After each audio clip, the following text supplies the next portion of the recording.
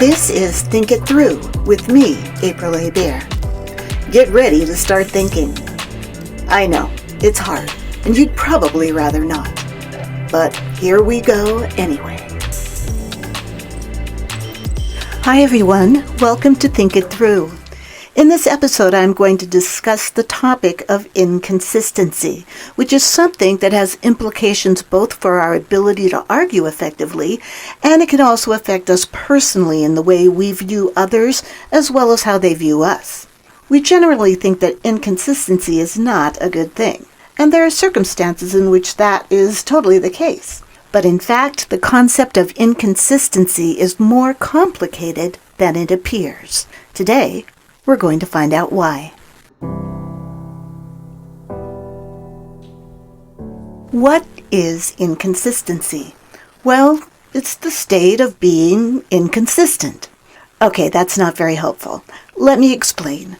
When things are inconsistent, they are obviously not the same. But more than that, they're not the same when we think they should be. Let's say you order a dozen cookies from a bakery for your dinner party, and when you get them, you see that 11 of them are nice and big and round, but the 12th one is less than half the size of the others, and it's definitely not round. That one is inconsistent with the others. And depending on how you feel about that, you might just eat it yourself so you won't be serving weird-looking cookies to your dinner guests. Or if getting a weird cookie just doesn't sit right with you, you stomp back to the bakery, slam that box of cookies on the counter, and demand a fresh, consistent box of cookies. Or maybe someone you know tends to act a certain way with great regularity, so that you come to assume they're going to act that way in a given situation. But if that situation happens and they don't act the way you assume they will, then you would label their behavior inconsistent. And your response to that inconsistent behavior might be confusion, annoyance, or even anger. So those are a couple of examples of inconsistency, which is when things just don't match up. But why is inconsistency so troubling to us? In a 2012 episode of NPR's radio program State of the Nation, the hosts and panelists examine this need that humans have for consistency. This need is hardwired into our brains because so much of what our brains do is make predictions about what's going to happen next based on what we've experienced in the past. And when our predictions come to pass, our brains are rewarded with a little shot of dopamine that makes us feel good that we were right. But if that prediction doesn't come to pass, in other words, if what happens is inconsistent with what we expected would happen, not only do we not get a dopamine hit, but we may feel angry or even betrayed. And this all happens on an unconscious level, but it definitely affects us in the real world. I'll link to the transcript of that radio program in the show notes. This need for consistency certainly makes logical sense. In formal argument, when someone's making claims to support a conclusion, those claims need to be consistent with each other. It's illogical to make two claims that cannot both be true, and then expect the person you're trying to persuade to believe your claims, because which one of those two incompatible things should they believe? Or should they believe both of them, or neither?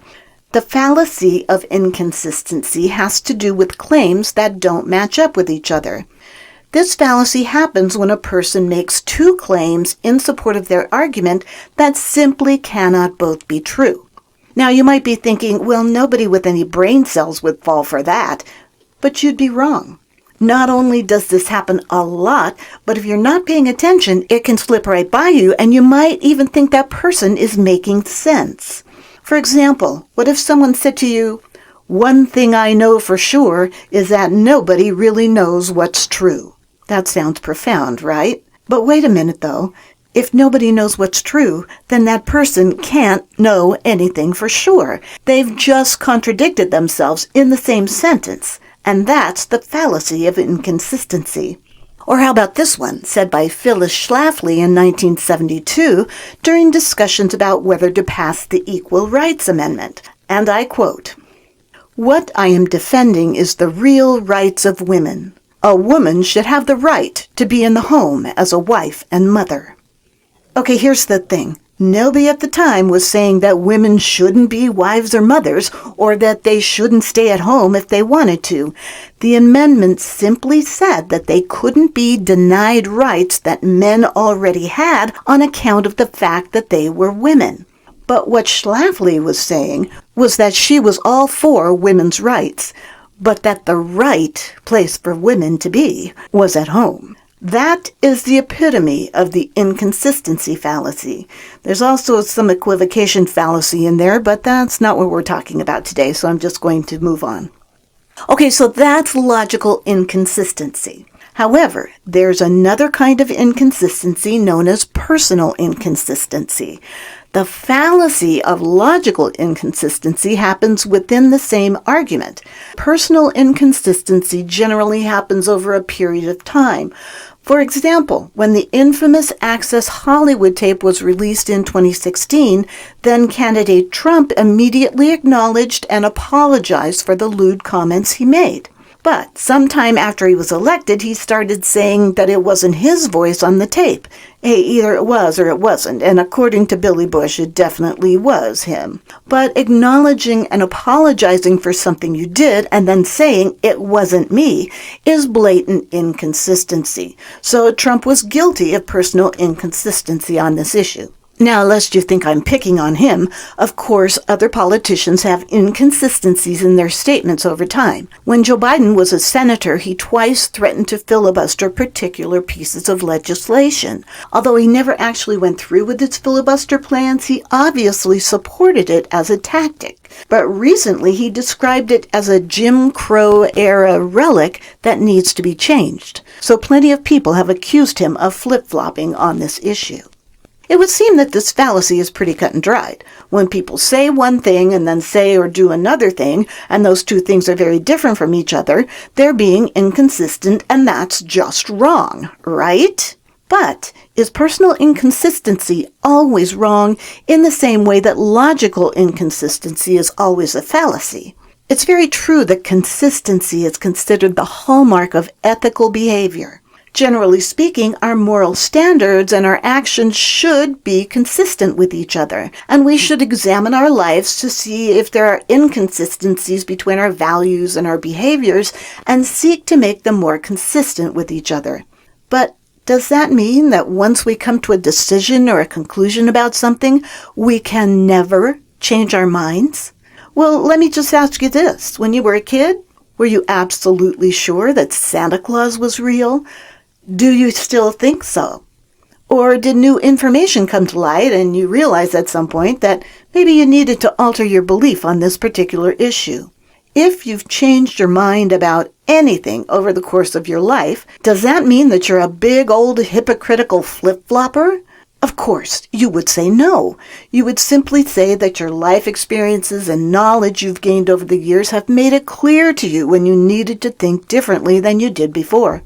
But do you give the same leeway to other people when they come out in favor of something they were previously opposed to? We tend to be particularly hard on politicians when they change their mind about an issue, or when we perceive inconsistency between their actions and their words, and oftentimes we are right to be hard on them.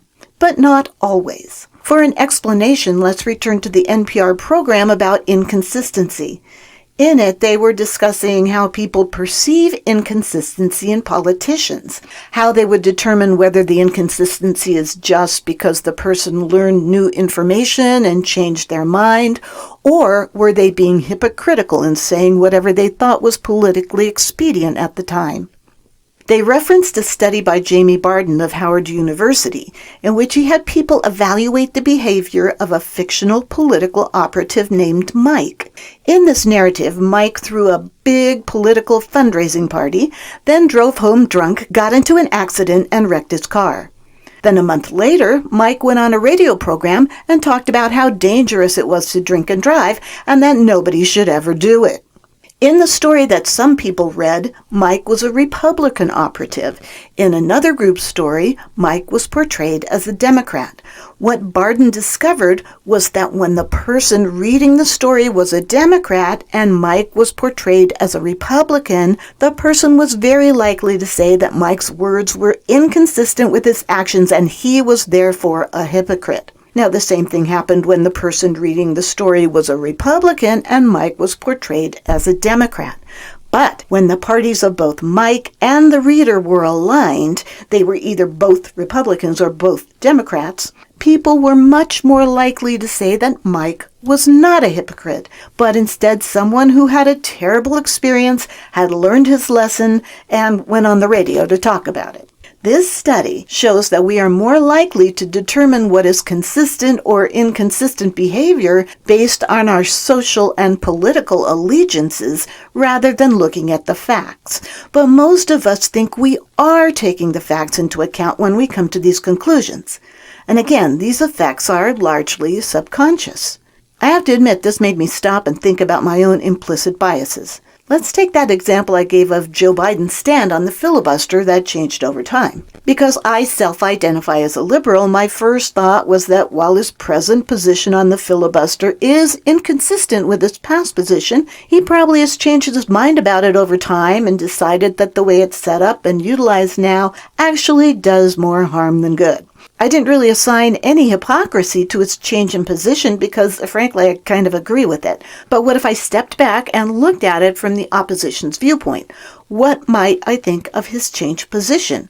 Well, it would be a lot easier for me to assign hypocrisy to his present stance, because when he was in the Senate, he supported it, but once he ended up in the administration as vice president and now president, I might think he changed his mind because it simply isn't politically expedient for him to support it. The filibuster could potentially stand in the way of him getting his agenda items passed. So I can absolutely see why people who are not on his side politically would accuse him of hypocritical flip-flopping. Now, I think, and this is just me, that it's actually a bit of both. I think he really does believe that the filibuster process as it stands is problematic, but he also knows it's politically expedient for him to support making changes to it.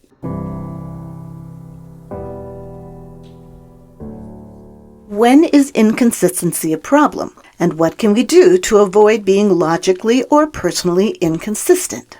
As far as being logically inconsistent, if you make a claim and then immediately make another claim within the same argument, and it's obvious that those two claims cannot both be true, then yes, you are guilty of the fallacy of inconsistency. So if you say something like, "Oh, I'm a strong proponent of artistic freedom, but that Cardi B and Megan Thee Stallion have no business making a disgusting song like WAP." Well, sorry, but WAP is absolutely an example of artists exercising their artistic freedom, whether you think it's a good piece of art or not. So your claim that those artists have no business creating that song is, you guessed it, inconsistent with your first claim that you're a strong proponent of artistic freedom. You don't have to like the song to recognize that the artists involved are making a social statement that women deserve and should demand pleasure in sexual relationships. Now, if you come to the realization that both your claims cannot be true, and you amend your statement to that effect, then okay. So if you say something like, I really hate that WAP song, but I understand that artists sometimes say things in their works that people might find offensive in order to make a statement. Well, then you're good. You get to both hate the song and uphold artistic freedom, and you won't be guilty of the fallacy of inconsistency. Now, for the problem of personal inconsistency, if you make a claim, then some time passes, and you make another claim that cannot be true if the first claim you made was true, then you should acknowledge that the first claim was not true, or it was made on the basis of evidence that has been shown in the interim to be false or inadequate in some way, and you now have good, solid, credible evidence that shows the way you think now is more accurate. Then you're not guilty of personal inconsistency. So all those Congress people who voted to go to war with Iraq in 2003 on the basis of what later turned out to be wrong intel about Iraq having weapons of mass destruction, but afterwards said that going to war on that basis was wrong, can't really be justifiably accused of flip-flopping on that issue. Did they vote for war and then sometime later say it was a bad idea to vote for war? Yes. Does that make them horrible people who can't make up their mind? Oh, well, not in this instance. Sometimes we come to a conclusion based on the best available information at the time. Then later we get new, more credible information and we realize that we have to change our mind. So all those people that are pissed off at Dr. Anthony Fauci for making different statements in the past about what we should be doing to protect ourselves during the pandemic as opposed to what he says now, those people need to recognize that he's not flip-flopping or being wishy-washy or untrustworthy or however you want to describe him, when what you mean is that his messages have been inconsistent. That is true, but it's only because he was responding to ever-changing information in the face of a major global threat and was giving us the best advice he could based on the best information he had at the time. And he always explains himself and references the new information when he makes new recommendations. So no, Dr. Fauci is not a flip-flopper and is not guilty of personal inconsistency on the topic of protecting ourselves in a pandemic.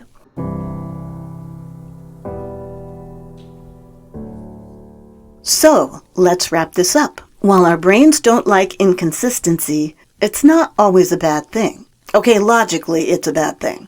Your claims within your argument should be consistent. If they're not, you're guilty of a fallacy. Personally, however, we are allowed to change our minds about things, but we need to have good, logically based reasons for doing so. Also, we need to realize that we might have to explain those reasons to other people so they don't accuse us of being hypocritical. And even if we do, they still might call us hypocritical, especially if they don't agree with us. Of course, it's always good to be as consistent as we can, both in word and deed. But under certain circumstances, with new, credible, more up-to-date information from trustworthy sources, it's okay to change your mind. And that's it for this episode. If you like what you hear, rate and review me on Apple Podcasts. You can also contact me on Facebook on my page, Think It Through, the Clearer Thinking Podcast. And I hope you're using all the information you gain by listening to these episodes to help you think it through.